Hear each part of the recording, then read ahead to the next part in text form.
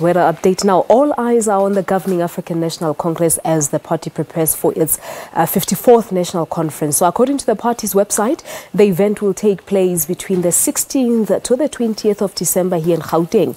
They still not clear as to which candidate will make it, but we've seen a number of people raising their hands, of course, running for the leadership of the governing party. So this will continue, of course, to be a discussion in the lead up to the event. And now we're joined by Professor Susan Booysen to talk to us about the conference. She's a political analyst from Wits University. Prof, good morning to you. Always good to have you in studio. Good morning. Thank you. Thank you so much indeed. Now, campaigns are intensifying. We're seeing events taking place. We're seeing candidates giving out speeches.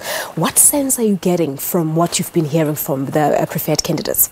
You know, it's really a sense of uncertainties and ambiguities, and a definite sense of processes being much more uncertain than previous occasions. 5 years ago, Mangaung, 10 years ago, Polokwane, more uncertain, but the processes and the outcomes. The processes in terms of we have so many provincial conferences that still will still be taking place, and that now appears only likely that those provincial general councils will be meeting late in November.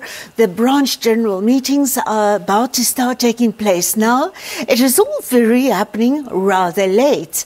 And there are many uncertainties. There are legal cases brewing under the surface. Some may come to the surface. Uncertainties to the extent that many people are asking a question whether this conference will feasibly take place. We know that people will be ANC will be putting everything into the mix to ensure that it does take place, either because they want change or because they want roughly continuity of what they have. And that is reflected, of course, in the candidates.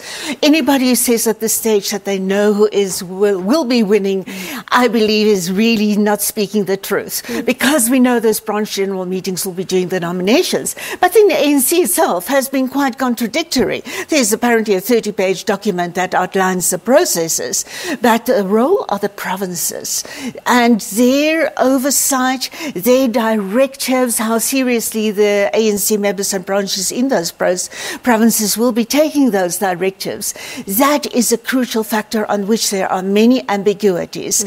So it's a question really of smoke and mirrors meeting cloak and dagger. That summarizes the contest at this stage. Yeah. So we're waiting on the provincial conferences to get underway, and I believe that's where the direction will come. Yeah, and in the first place, the branch nominations. Yes, and we believe the branch memberships have been audited, and just on the basis of that, even if the ANC about a week ago did not release the membership figures of the ANC, which is very unusual for the ANC, but they did release the number of provincial delegates that will be going to the conference, and will be around 92% of the voting delegates of in total amount about 5,500 around there at the conferences. Mm-hmm. So we know the number of delegates per province, and that can give some indication, because we know some candidates, Cyril Ramaphosa, this province, Nkosazana Dlamini Zuma, that province, Willie Mkhize, another province, sprinklings of nominations and endorsements. But the final numbers of delegates, we know the provinces are more divided than they were a few months ago. So things are getting less and less simple as we are going along. All right. But you're saying that for now it's still difficult to say who can make it. But from your observation as a political analyst, who do you think is getting the upper hand? We really have to look there, and then we revert back to the provinces, because that's a controllable number and not the large number. If you get a couple of thousand branches around the country, and there we have to look at endorsements, and it is informal endorsements at this stage. We know Cyril Ramaphosa has got quite a number of endorsements here and there. We know Nkosazana Dlamini Zuma has had more unanimous endorsements a few months ago. Now some of those provinces voices are divided that had been supporting her. We know Zweli Mkhize as coming in on this so-called unity ticket, but that can really mean anything, and no candidate doesn't at the end of the day want unity. But on that basis of that, the Premier League, we know that at one stage were emphatic in their endorsement of Nkosazana Dlamini-Zuma, now are both divided, are playing their cards as to positions, best positions for provincial leaders on respective slates, and the game is simply not as clear-cut as it was a few months ago. But in terms of slates, Prof, we've had reports that should Dr. Nkosazana Dlamini-Zuma get her way, she will have Dr. Zweli Mkhize as a deputy. So this speaks to the slates. What's your take on the current slates? You know, the slates are really the front runners' major bargaining chip. And we know Zweli Mkhize can probably, and many people, also including Bantu Alomisa in recent times, have been talking about Zweli Mkhize really coming in and perhaps even replacing Nkosazana Dlamini-Zuma, but otherwise coming in as a secondary person.